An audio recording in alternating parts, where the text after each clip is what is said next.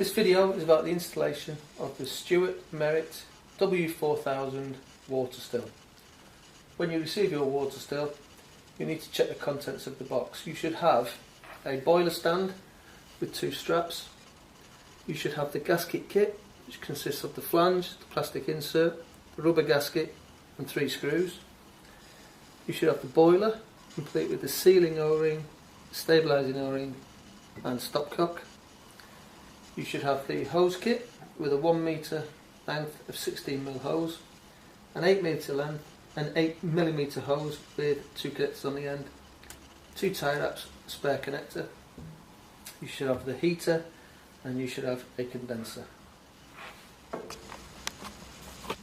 First we will put our heater inside our boiler. To do this we use the heater, the gasket kit, obviously the boiler. We take the 3 screws and place them inside the flange.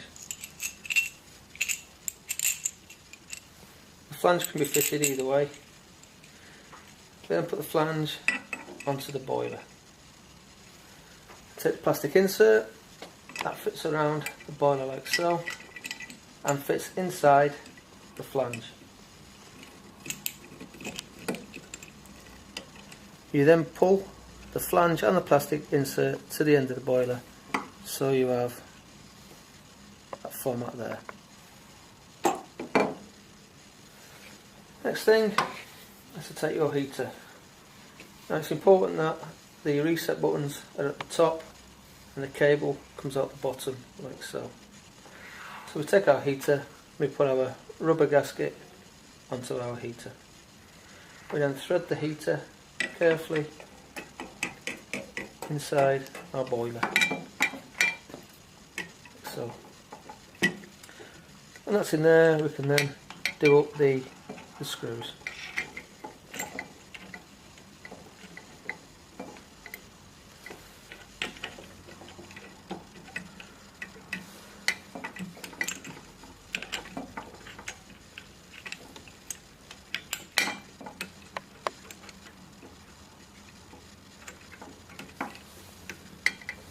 Doing up the screws, it's important that you tighten the screws equally and the flange and the plastic insert is kept to the front of the boiler.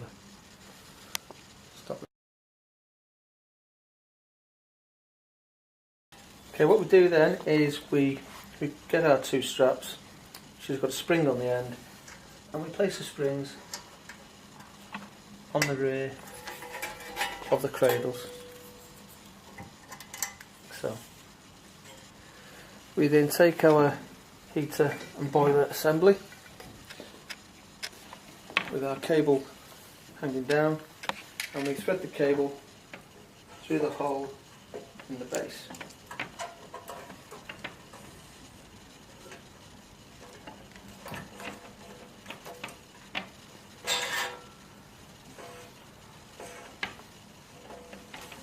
We then place the heater and the boiler assembly onto the cradle. We can then take our straps and connect the straps to the front like so.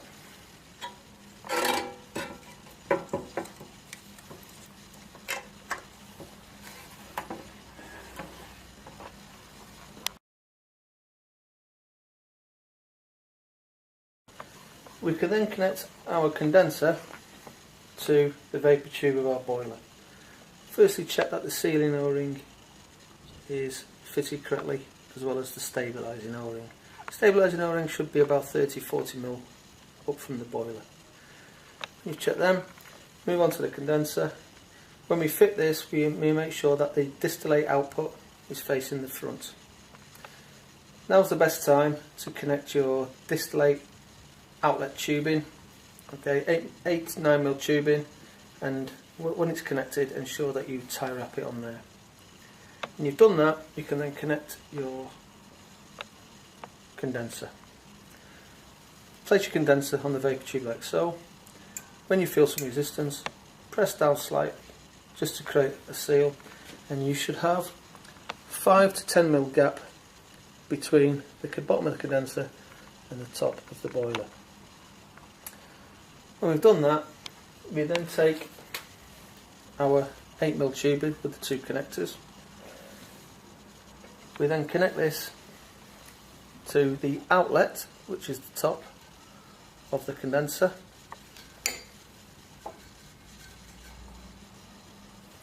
We then connect it to the connector side arm of the water constant level control.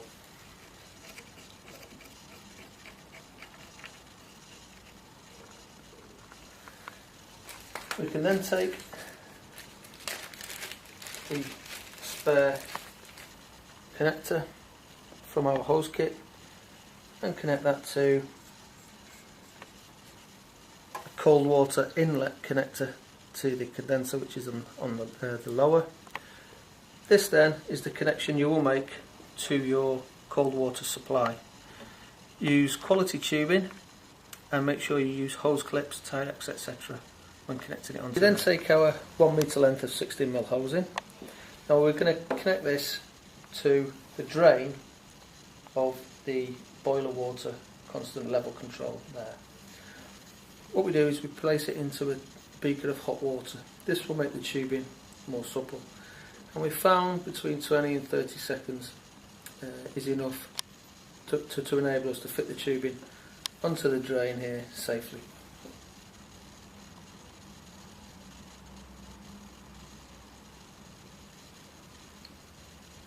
And that's been in the water for a while. We then connect it onto the drain of our boiler.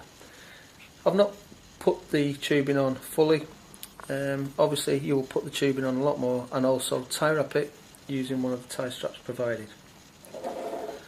The drain, when it leads away from the water still, you should ensure that it moves smoothly down away from the water still with no kinks, because you will create problems if you have kinks in the drain. When you've done that, ensure that your stopcock is fully closed. So, and remove any covers, especially the one from the funnel that you may have left. Connected your drain, you can then choose the location of your water still. The water still can be wall mounted, and there are 2 wall mounted holes provided. So, when we have our water still fully complete, connect your cold water supply, turn the cold water on, let the water run through, and you can check for any leaks. If there's no leaks, turn your cold water off.